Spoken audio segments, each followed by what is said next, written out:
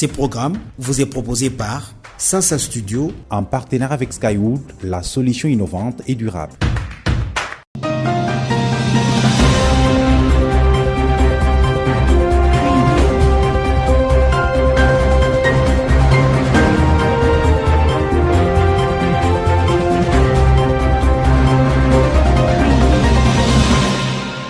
Mesdames et messieurs, très heureux de vous retrouver dans le compte de Sasa Magazine, votre rendez-vous d'information hebdomadaire. D'abord, les sommaires. Au Kasaï central, le programme JAD, Justice, Autonomisation et Dignité de femmes et filles, exécuté par l'ONG FMMDI, se solde par une note satisfaisante dans sa phase de clôture. Sasa Magazine. Vous suivrez dans ces magazines le gouverneur Patrick Mathias Kabeya Machabidi qui prêche la paix à 60 km de la ville de Mbuji-Mayi, précisément à Katanda.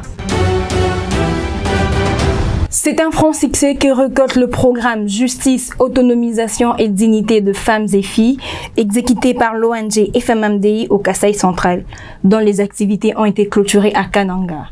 En dehors des activités de prise en charge holistique de survivantes de VBG, 400 jeunes filles ont été aussi mentorées. Marlène Kankou et Espérant Daniel Kamboulou pour le détail. C'est un véritable sentiment de satisfaction qu'éprouve l'ONG Femmes Main dans la Main pour le développement intégral FMMDI à la clôture des activités du programme Justice, Autonomisation et Dignité des femmes et jeunes filles, JAD. Plusieurs activités ont été réalisées dans le cadre de la prise en charge holistique de survivantes des violences basées sur les genres, notamment dans les volets prévention, prise en charge psychosociale, réinsertion socio-économique et la prise en charge juridique, a révélé la directrice pays des FMMDI, Nathalie Kambala-Loussé. Notre souhait, c'est de voir aujourd'hui que les filles qui sont coachées, qui sont mentorées, qui sont leaders, elles sont aujourd'hui actrices de changement. Nous pensons que derrière elles vont aussi coacher d'autres filles et peut-être les années qui viendront, le Kasaï central aura des filles capables aussi de gérer la gestion de la chose publique. 400 filles ont été mentorées par FMMDI grâce au programme JAD et sont appelées à prendre la relève dans la sensibilisation de leurs pairs. Pour sa part, la chef de division du genre Chantal Ndaya a jeté des fleurs aux partenaires qui ont favorisé la matérialisation de ces projets. Ce programme a contribué en renforçant le pouvoir et la résilience des survivants et survivantes et de parents des survivants mineurs en leur dotant de différents kits de réinsertion socio-économique et scolaire. Ces programmes conjoints a bénéficié de l'appui de l'UNFPA, PNUD et BCNUDH. Skywood, la solution innovante et durable. À Kinshasa, en marge du mois dédié aux droits de la femme, Lionel Nsele a fêté cette célébration avec les femmes et jeunes filles de la commune de Ngalema dans l'enceinte du lycée Tobongisa. Ce, dans le cadre de sa fondation, Henri Nguindou.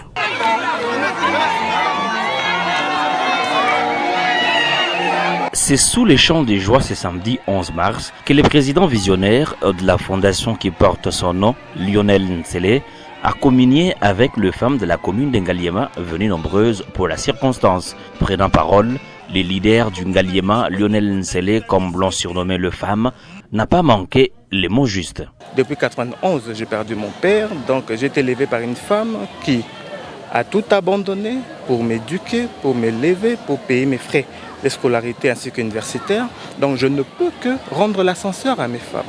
La femme congolaise, particulièrement de Lukunga, doit être une femme autonome, doit être une femme épanouie qui sait contribuer à l'avancement de sa société, à l'avancement de son entourage, de son quartier. C'est pour cela que nous lançons à partir d'aujourd'hui, jusqu'à la fin de l'année, des séries de formations où la fondation est en train de former dans plusieurs domaines. La digitalisation, esthétique, hôtellerie, produits chimiques pour l'entretien de ménage.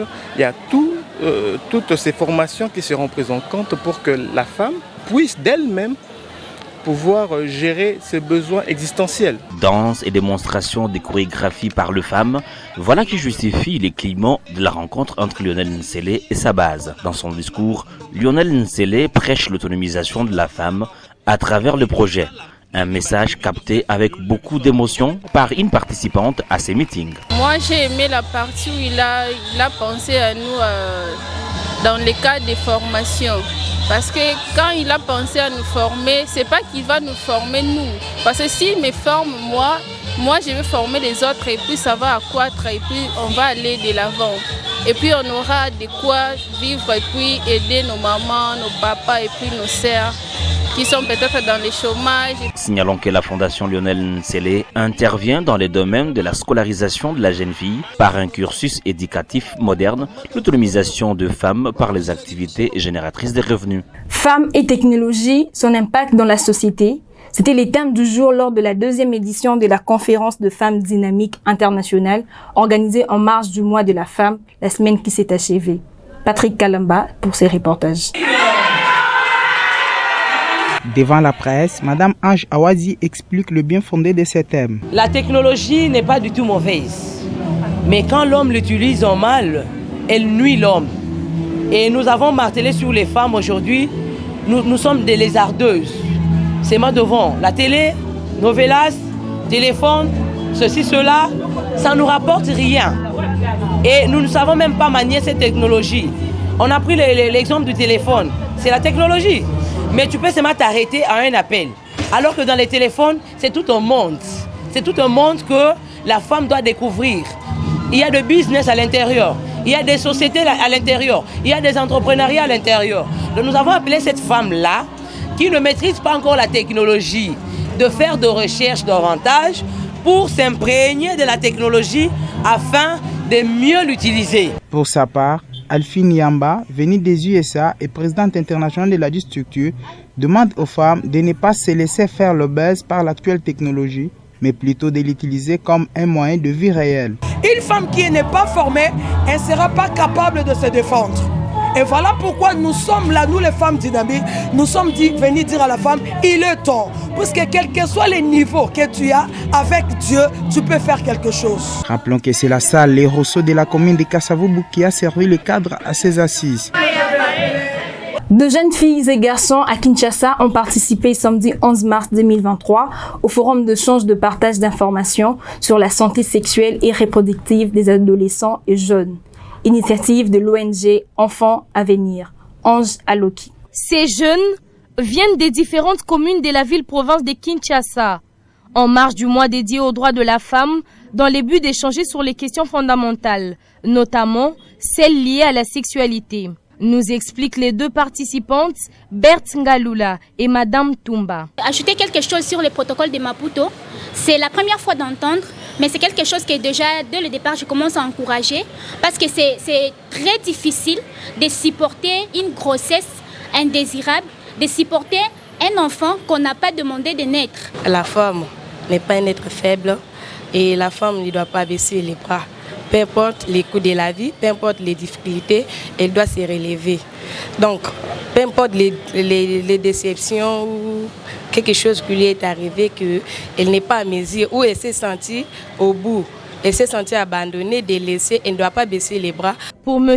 Pierre Bibombe, directeur pays de l'ONG Enfants à venir, ces assises interviennent dans le cadre du mois de la femme afin d'éradiquer les viols dans les milieux des jeunes filles. Inviter les jeunes à développer un comportement responsable dans la santé sexuelle et reproductive dans les milieux communautaires. Vous savez que les jeunes aujourd'hui sont victimes, surtout les jeunes filles, ils sont victimes de beaucoup d'abus, exploitation, les harcèlements sexuels en milieu scolaire, en milieu universitaire. Les filles aujourd'hui parfois, lorsqu'elles n'ont pas une information sûre et vraie sur leur santé sexuelle, elles peuvent se donner à tout avec toutes les conséquences que cela peut en découler. Signalons que cette activité s'aligne dans le cadre des activités du mois dédié aux droits de la femme et la mission de prospection de cette ONG dans la ville-province de Kinshasa. Skywood, la solution innovante et durable. Instaurer la paix entre le chef coutumier voisin en conflit dans le territoire des Katanda, voilà qui justifie la tenue d'un conseil de sécurité entre différentes parties prenantes. Ce, sous le contrôle du gouverneur de province Mathias Kabeya Machabidi. Suivez. Le gouverneur de province, Patrick Mathias Kabeya Machabidi, s'est rendu ce mercredi 15 mars dans les territoires de Katanda, à 60 km de Mbuji-Mayi. Sur les lieux, l'autorité provinciale a tenu un conseil de sécurité avec le responsable du territoire. Après ces conseils, le chef de l'exécutif s'est entretenu avec des chefs coutumiers. Le gouverneur de province prenant la parole a prêché la paix et la cohabitation pacifique, car c'est la preuve du soutien que l'on accorde au chef de l'État, son Excellence Félix-Antoine Tshisekedi Tshilombo. Après son adresse à la population, Patrick Mathias Kabeya-Machabidi, un homme de terrain, a visité le chantier du centre de santé Moulola, construit dans le cadre du programme de développement de 145 territoires. Il a par la même occasion visité aussi l'épée Tunanganganaï, dans le cadre toujours du même programme. Pour clore sa mission à Katanda, le gouverneur de province a lancé le travaux de champ de forces armées de la République démocratique du Congo sur les sites ciblés par le gouvernement. Sur le chemin de retour vers Mbuji-Mayi, le chef de l'exécutif provincial s'est arrêté dans les territoires de Tshilenge pour palper du doigt l'érosion qui menace de couper en deux la nationale numéro 2. Sur place, il a donné des instructions au directeur provincial de l'office de route qui va devoir s'y atteler avec son équipe pour stopper cette érosion qui risque de pénaliser la population du Kasaï oriental en général. Une forte délégation de l'Association pour le soutien de Félix-Antoine Tshisekedi Tshilombo séjourne à Kananga en mission de sensibilisation à la population à l'enrôlement massif. Elle est conduite par Mami Konde Zang, qui s'est enrôlée à Kananga à peine arrivée. Espérons Daniel Kamboulou et Marlène Kankou signent ces reportages. Ayant été l'un des regroupements qui a plaidé pour les rallonges de la période d'enrôlement et d'identification des électeurs dans l'ère opérationnelle 2, qui implique l'espace Grand Kasaï, la coordination nationale de l'Alliance des soutiens à Félix-Antoine Tshisekedi Tshilombo à Sofachi se mobilise majoritairement dans la ville de Kananga au Kasaï central pour sensibiliser les retardateurs du Kasaï central à profiter du dernier virage de la période d'enrôlement en vue d'obtenir leur carte d'électeur. La délégation de Kananga est conduite par son autorité morale, Mami Kankonde Zang, appelée affectueusement à la chinoise. À l'aéroport national de Lungandu, une foule immense, habillée en uniforme de l'Alliance, attend à la sortie de l'enclos pour submerger Mami Kankonde et sa suite dans une ambiance de joie. L'autorité morale d'Assofachi est conduite sous l'ovation populaire jusqu'au centre d'enrôlement installé au collège Saint-Pudis de Katoka, où elle s'est conformée à la procédure d'inscription jusqu'à obtenir sa carte d'électeur. Mami Kankonde Zang et sa suite se dirigent à la place Mukenge Chabantou au centre-ville de Kananga, où les attendait une foule immense. Prenant la parole, elle remercie la foule pour l'accueil réservé à elle et à toute sa délégation, avant d'inviter les retardateurs à se précipiter devant les centres d'inscription pour obtenir leur carte d'électeur. L'enrôlement massif permettra aux fils et filles du Kasaï central de non seulement augmenter le nombre de sièges du Kasaï central, mais aussi de se choisir des dirigeants capables de développer leur cité. Merci d'avoir été 2 millions à nous suivre. Restez fidèles à C-Direct et à tous nos médias partenaires. L'info continue sur www.sasastudio.net.